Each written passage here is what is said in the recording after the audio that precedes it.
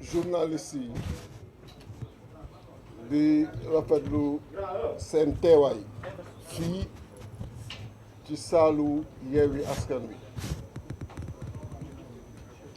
di profiter ci tribune bi ñu jox pour nuyu gërëm sénégalais yi ku ne fa nga ne ci biir réew ak bitim réew. Yewwi Askan Wi woote tey ci kàddu yi nu war yëkkati wax ak askan wi nii lay tëddoo. Déthié Fall man maay njëkk wax après l'honorable député Ayib Daffé dina wax aussi. Après l'honorable député Rama Bodian, après le professeur Dat, le président Lamine Dianté, la présidente Aïda Mbodj tëj. Woote bi ku nekk mën na imaginer li ko waral fan yi yëpp kenn déggul Yewwi Askan Wi ñëw wax ak sénégalais yi wante ku ne xam na ni leader boo jël ci Yewwi Askan Wi mi ngi ci coalition bi nga xam ni ñoom ñoo waroon dem élection présidentielle. Donc ku nekk individuellement li nga waroon wax collectivement dans Yewwi Askan Wi ci coalition ba nga nekk, organisation ba nga nekk, le combat que Yewwi a toujours mené yaa ngi ko doon mené foofu. Mais li wér mooy Sénégal ñëpp xam nañu ni si l'heure est grave danoo bëgg dégg Yewwi Askan Wi, danoo bëgg gis Yewwi Askan Wi ndaxte kenn umpulewul ces 3 dernières années le combat de Yewwi Askan Wi pour la démocratie, le combat de Yewwi Askan Wi pour les libertés. Et Yewwi Askan Wi ne va jamais faillir. Boo leen gisee li xew actuellement ba ñuy repousser élection li ko waral en premier Yewwi Askan Wi la. Parce que beaucoup de tentatives ont existé pour diviser ay leaders Yewwi Askan Wi. Beaucoup de tentatives ont existé pour ne pas avoir de candidat Yewwi Askan Wi. Beaucoup de tentatives ont existé pour ne pas voir quelqu'un venant de Pastef être candidat. Mais jaam ak pexeem yàlla ak dogalam. Président Macky Sall, il a été surpris de voir que parmi les 20 candidats, il y a 6 candidats issus de Yewwi Askan Wi. 6. Déthié Fall, Diomaye, Habib Sy, Cheikh Tidiane Dièye, Mamadou Aliou Dia, Malick Gakou. Une surprise totale. Mais ce qu'il a ignoré, c'est que nous avons travaillé avec compétence, avec rigueur, avec efficacité. Ce qu'il a également ignoré, nous avons une forte expérience des élections, comparable à l'expérience de tout un chacun bi nga xam ni mi ngi ci yeneen appareil. C'est ça qui a fait que parmi ces 20, nous avons 6 issus de Yewwi Askan Wi. Et il sait pertinemment que s'il organise des élections, ce sera Yewwi Askan Wi ou Yewwi Askan Wi. Et il est persuadé qu'il n'était même plus évident que son candidat soit au deuxième tour. Et qu'il était même très probable que 2 candidats de Yewwi Askan Wi soient au deuxième tour. Et c'est ça, la vérité, qui a fait que d'un coup brutal, il a arrêté l'organisation des élections. Mais c'est peine perdue. C'est peine perdue parce qu'ils sont des millions de Sénégalais yi nga xam ni nooyiwuñu gëmuñu lu dul Yewwi Askan Wi parce que on a été là, toujours là, à leur côté. On a bravé les gaz lacrymogènes. On s'est sacrifié, on a donné notre vie pour la nation. amuñu jotu leneen amuñu jotu keneen lu dul jotu li nga xam ni moom la askan wi bëgg. looloo tax askan wi jox ñu cette confiance. looloo tax mu xam ni organiser nañ élection mooy Yewwi wala Yewwi jël na ko mais loolu waru ko mën a yóbbee muy dàq ay élection ñu taxaw di seetaan. dàq ay élection ñu taxaw di seetaan mbiru chaque sénégalaise la ak chaque sénégalais et c'est un combattant qui vous parle. mbir bu la ñoree day laaj taxawaay mbir bu la ñoree day laaj jéego. Le président Macky Sall a fermé la bonne porte de l'histoire le concernant. C'est quelqu'un aujourd'hui qui a délibérément choisi la petite porte de l'histoire. Alors que malgré la mu jotoon def ku nekk naqarlu ko nit ñi gëmm ci à la fin ni ko organiser l'élection nga dem mu mënoon organiser élection yooyu dem. Mais mu plonger le Sénégal dans un chaos indescriptible ku xam réew ni muy tëddee ni mu bindoo xam ni le pays est économiquement paralysé. Paralysé parce que boo demee ba perdre la confiance des investisseurs, qu'ils soient nationaux ou des investisseurs étrangers, xam nga ni amatoo issue. Et est-ce qu'il a le droit aujourd'hui avec ku nekk la nga def ku nekk taxawaay ba nga am ku nekk li nga jot a dugal biir Sénégal pour bànneexu boppam coobare boppam mu paralyser tout un pays jël 18 millions de Sénégalais qui ont toujours été respectés partout dans le monde foo mën a nekk ci biir réew ak bitim réew ñu respecté la mu jël ce respect là aujourd'hui tàggatengeel ko ba nga xam ni kenn mënatul jël chaîne booy seetaan te doo gis ñuy chahuter le Sénégal. Il n'a pas ce droit-là et on ne lui laissera pas ce droit-là. Nous remercions tous les partenaires yi nga xam ni ñoo ngi agir ñoo ngi wax que ce soit les États-Unis, la CEDEAO, l'Union européenne képp ki nga xam ni yaa ngi yëkkati sa kàddu. Nous te remercions.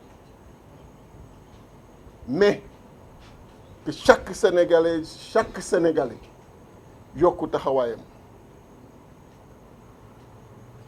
Parce que, in fine, le président Macky Sall bu gisee ci ñun détermination bi war dina xam ni lii mu bëgg mënul ne te li mu bëgg dafa warul ne. Parce que cette tradition démocratique que nous avons da ko dépassé moom da ko jiitu moom te da koy romb moom donc mënu ko définir mënu ko rebelote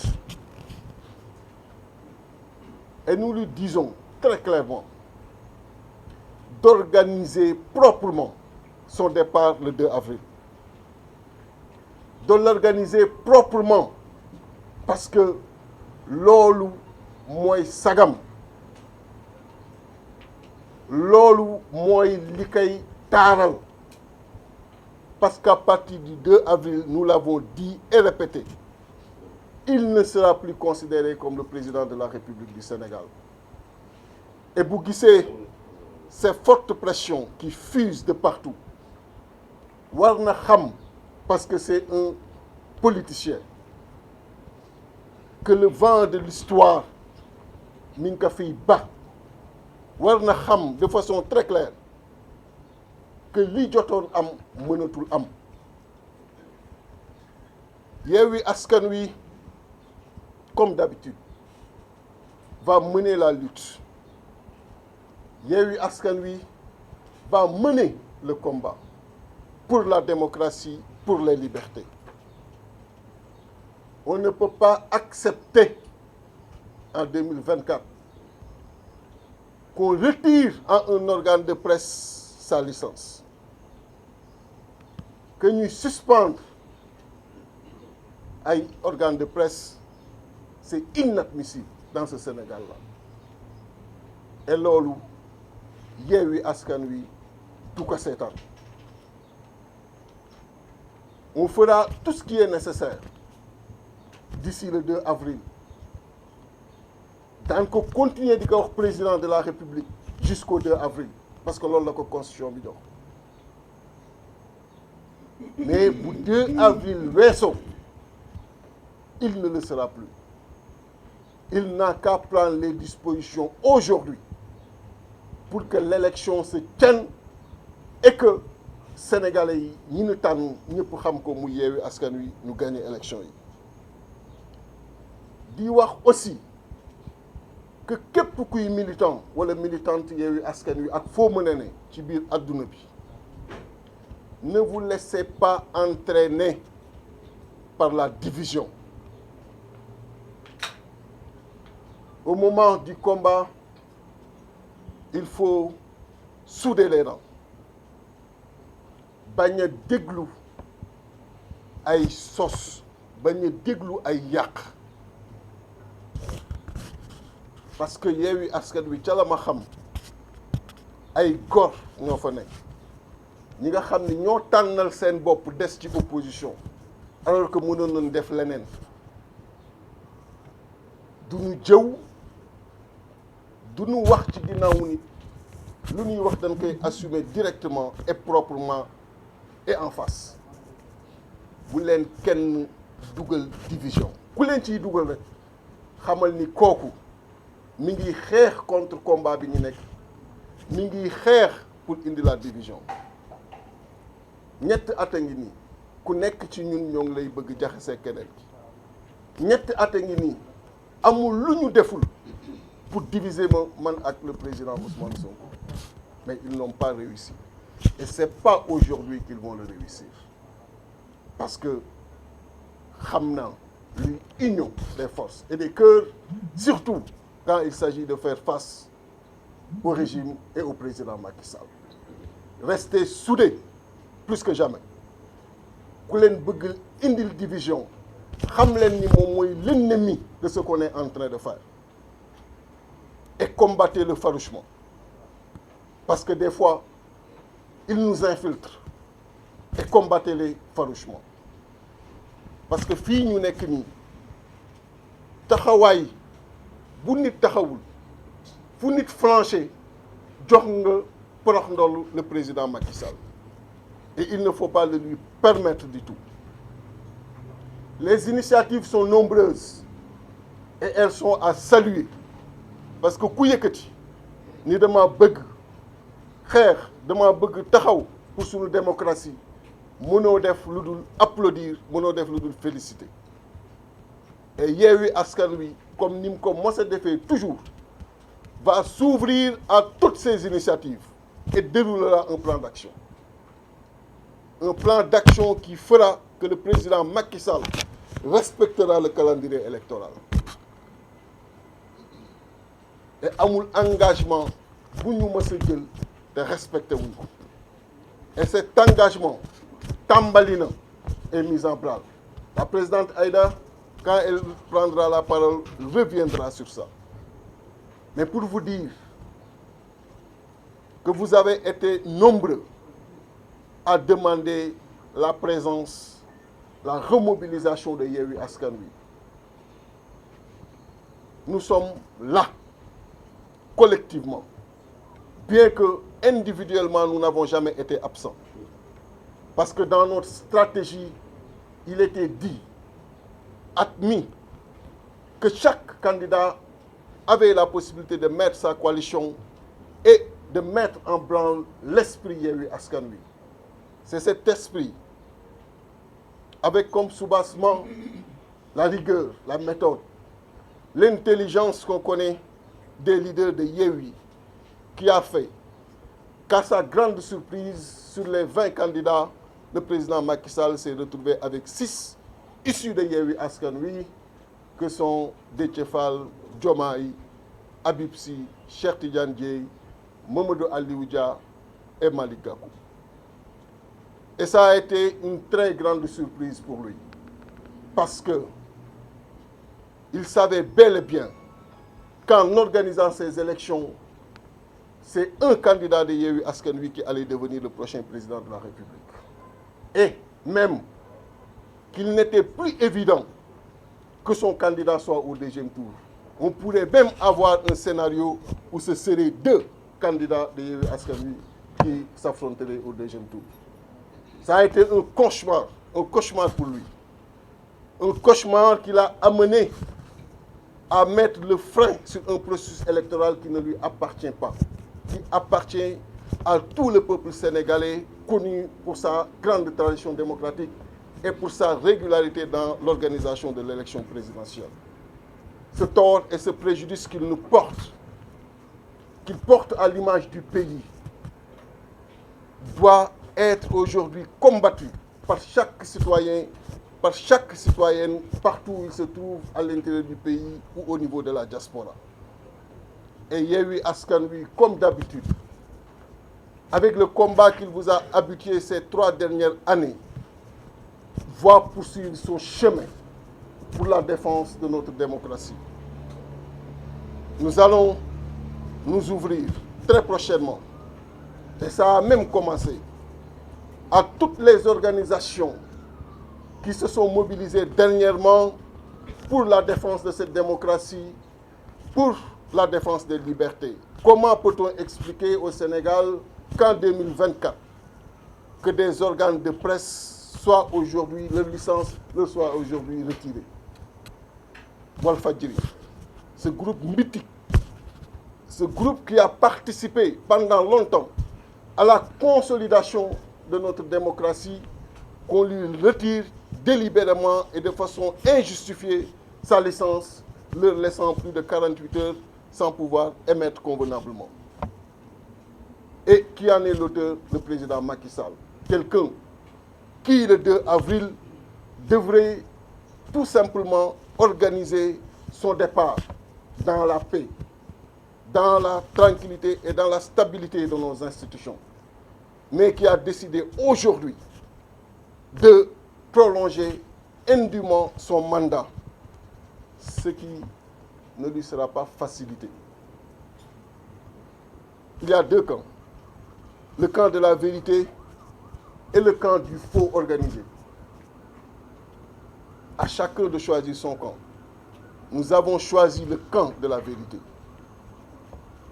Et j'en appelle à la responsabilité de tous les militants, de toutes les militantes et sympathisants de Yewwi Askan Wi, à rester soudés, unis, comme un seul homme, surtout en ces circonstances extrêmement sensibles qui nécessitent la concentration de tous. Ils sont nombreux à essayer la division dans les rangs de Yewwi Askan Wi. Et ça ne date pas d'aujourd'hui. Mais ils ne l'ont jamais réussi et ils ne le réussiront jamais. Ils ont pendant longtemps voulu voir des différends entre les leaders. Ils ne l'ont pas réussi et ils ne le réussiront jamais. Ils ont pendant longtemps cherché à diviser Déthié Fall et Ousmane Sonko. Ils ne l'ont pas réussi et ils ne le réussiront jamais. Restez soudés. Et toute personne qui parle dans le sens de la division prenez-la comme un ennemi de ce combat-là et combattez-le. Il ne mérite aucun respect de votre part. Parce que nous sommes dans l'opposition, parce que nous avons choisi d'y être. Et nous sommes des hommes sérieux. Notre direction, nous la choisirons librement. Et nous l'assumons librement. La direction que nous avons choisie, c'est celle de la vérité. Celle d'être aux côtés du peuple sénégalais et en toutes circonstances.